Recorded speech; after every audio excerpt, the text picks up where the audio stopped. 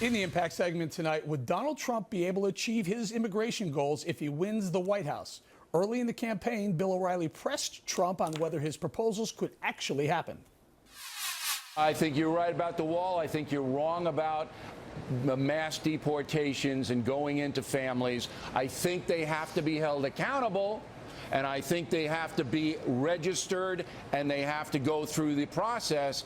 But I can't possibly see how the courts, the federal courts, are going to allow federal agents to kick doors in and drag people out, especially when their kids are American citizens. Last word. I don't believe it'll be done that way. It'll be done in a very humane way, and they'll come back in, and they'll be legal, and people will be happy, and we'll have a country again. But more than a year after that exchange, will Trump show a change of heart on mass deportations in his speech tonight? Joining us now to analyze from Washington, Alfonso Aguilar, president of the Latino Partnership for Conservative Principles, and with us in studio, Michael Wilds, an immigration attorney. Mr. Aguilar, let's talk about this. You think he can achieve the wall? I think he's outlined with President Peña Nieto, but also the mass deportations. I think a lot of people are waiting to hear what he has to say about the 11 or 12 million illegals here. What does he do with them?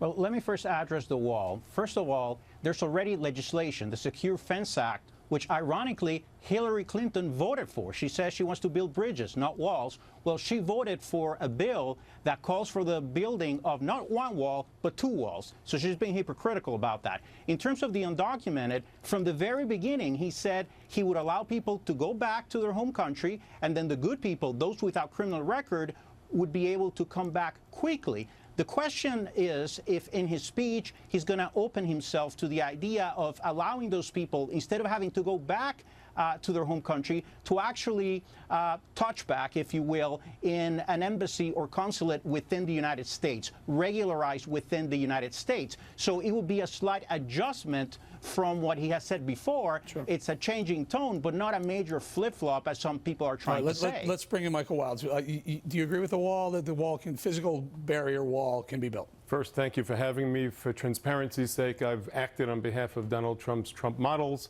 and the Miss Universe organization. I'm an avid supporter of Secretary Clinton. Look, I think a lot of what Mr. Trump is trying to accomplish, truthfully... You're on both sides of the wall. Yeah, but I'm transparent. Okay, go ahead. So the wall.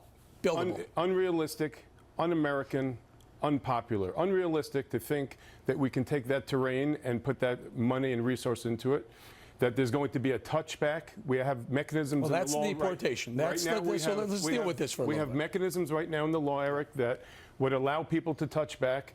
People do not have the same rights at American embassies. We don't want to overwhelm consulates and embassies, and it's not practical. We're supposed to be building bridges, not walls, and we should be looking for ways to find greater business opportunities. So you're saying that you cannot document 12 million undocumented? There aren't enough handcuffs, airplanes, beds to remove them. I want to get to Mr. Aguilar in 1 sec, but I have to let our audience understand something. Under Obama, there's been 3 million deportations, but the vast majority of them aren't physically people in the country forced to leave and come back in. They're stopped at the border.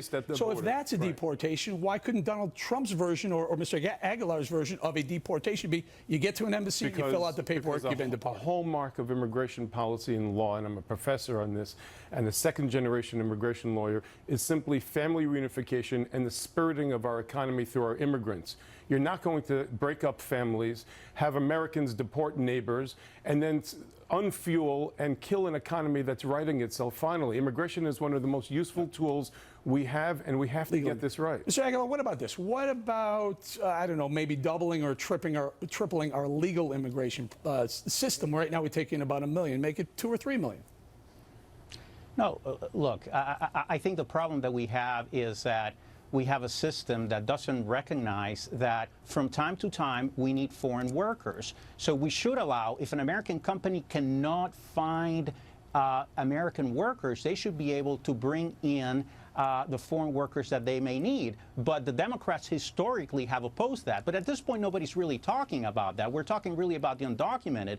But to be fair to Mr. Trump, he's already said that he doesn't want to deport every single undocumented immigrant. He's saying we're going to deport those with criminal records. Those who have no criminal record will stay here. Very So quick, we're going to have to quick wait. response, and I got to go. Go ahead. There are about 5,000 ICE agents, about 300 immigration judges.